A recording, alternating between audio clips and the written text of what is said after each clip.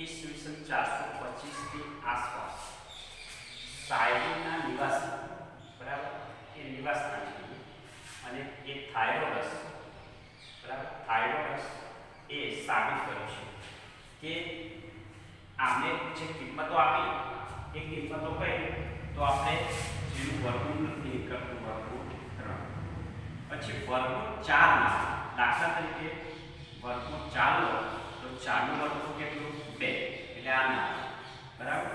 તો પછી શું આવે વર્ગમૂળ 5, પછી વર્ગમૂળ 6, વર્ગમૂળ 7, વર્ગમૂળ 8, પછી વર્ગમૂળ 9 ના 9 નું વર્ગમૂળ કેટલું 3, એટલે આ ના, એટલે વર્ગમૂળ 9 ને 10, વર્ગમૂળ 11, વર્ગમૂળ 12, વર્ગમૂળ 13, વર્ગમૂળ 14, વર્ગમૂળ 15, વર્ગમૂળ 16,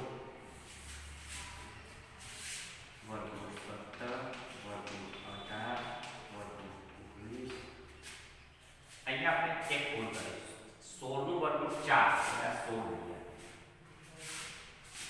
વર્ગમૂળ 20 ડેશ ડેશ ડેશ, બરાબર. એ તમામ કિંમતો અને આ કિંમતો કેવી કરી અને અસમય છે, કેવી છે અસમય છે.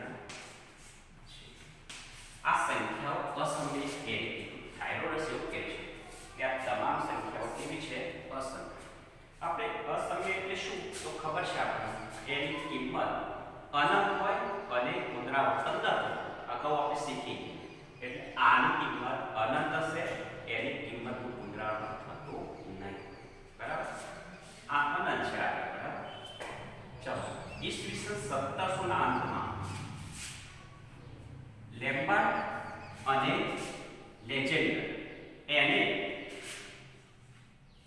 પાઈ, શું કહેવાય, પાઈ ની કિંમત કેવી છે અસમય છે. પાઈ જે છે ને એ પાઈની કિંમત અસમય છે, એ લેમ્બર્ટ અને લેજેન્ડરની નક્કી કરી. તો આ બંને કિંમતો સમય અસમય વિશે આપણે ધ્યાન આપીશું.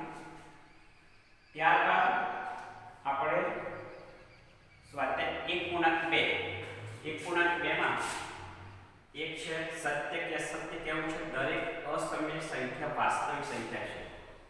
હવે અસમય સંખ્યા એટલે આપણે ખબર છે n w z q r, બરાબર. આ કિંમત આમાં આવશે, બરાબર. આની તમામ કિંમતો આ કે, પણ આની તમામ કિંમતો આ ના કે, એટલે આમ સાચું આમ ખોટું. દરેક અસમય સંખ્યા એટલે આટલે આવશે, એ વાસ્તવિક સંખ્યા છે, બરાબર.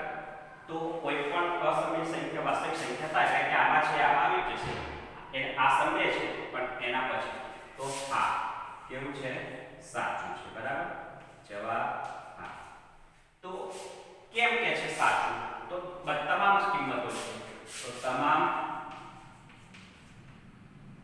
સંખ્યા વાસ્તવિક સંખ્યા થાય.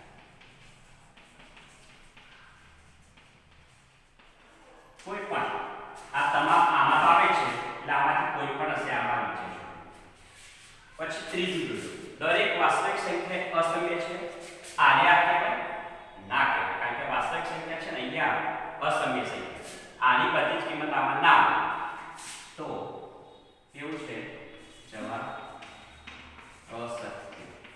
કારણ શું કહેવાય કે આની કોઈ એવી કિંમત કહો કે જે આમાં નથી, તો આની અંદર r માં અસમય કિંમત એવી લઈએ, બરાબર, કે કોઈ પણ વાસ્તવિક સંખ્યા, બરાબર, એ અસમય છે, તો તમામ વાસ્તવિક સંખ્યાઓ અસમય નહીં, એટલે આપણે એ અસત્ય છે. અને આમથી આમ થશે, પેલી બાજુથી આ બાજુ થવાની નથી.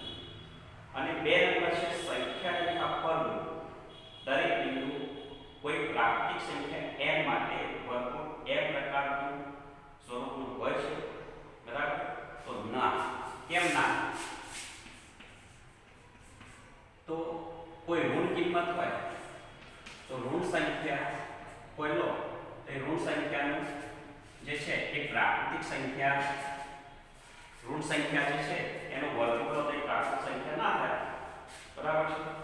તો ઋણ સંખ્યા કોઈ પણ હશે ને તો એ પ્રાકૃતિક સંખ્યાનું વર્ગમૂળ નહીં હોય. તો ઋણ સંખ્યા એ પ્રાકૃતિક સંખ્યાનું વર્ગમૂળ ના થાય. પ્રાકૃતિક સંખ્યા એ બધી ધન છે અને આ ઋણ સંખ્યા તો એવી ઋણ સંખ્યા છે કે જેનું વર્ગમૂળ એ પ્રાકૃતિક સંખ્યાનું નથી, બરાબર? તો આ રીતે આપણે આ સોલ્વ કરવાનું છે અને દરેકે 2 વખત લખવાનું છે હોમવર્ક, બરાબર? કોઈ પણ વસ્તુ તમને આપવામાં આવે એમાંથી એક વખત શાળાના ચોપડામાં સ્વચ્છ અક્ષરે અને બીજું તમારું કામ છે એ પાઠનું રફ ચોપડામાં કરવાનું. દરેકે નિયમિત કામ કરવાનું છે, જેનું પણ માપવામાં આવે એને વોટ્સએપ કરવાનું છે, બરાબર? એકવાર જોઈ લો, બરાબર? હજુ એક મિનિટ, હવે એક નોંધ લખું છું કે જે આપણે આવતીકાલે ટોપિકમાં જરૂર છે, બરાબર? નોંધ શાના માટેની છે? તો આપણે p ભાગ્યા q સ્વરૂપમાં દર્શાવવાનું છે.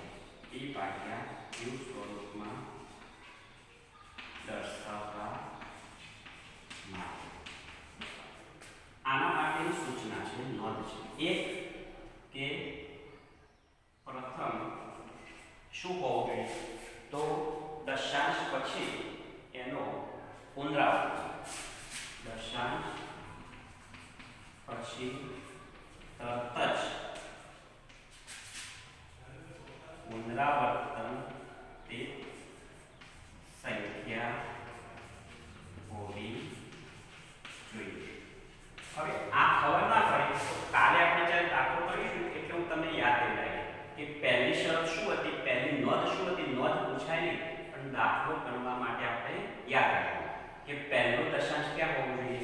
દશાંશ પછી તરત જ પુનરાવર્તિત સંખ્યા, અને ન હોય તો કેવી રીતે થાય આપણે શીખવાડશું.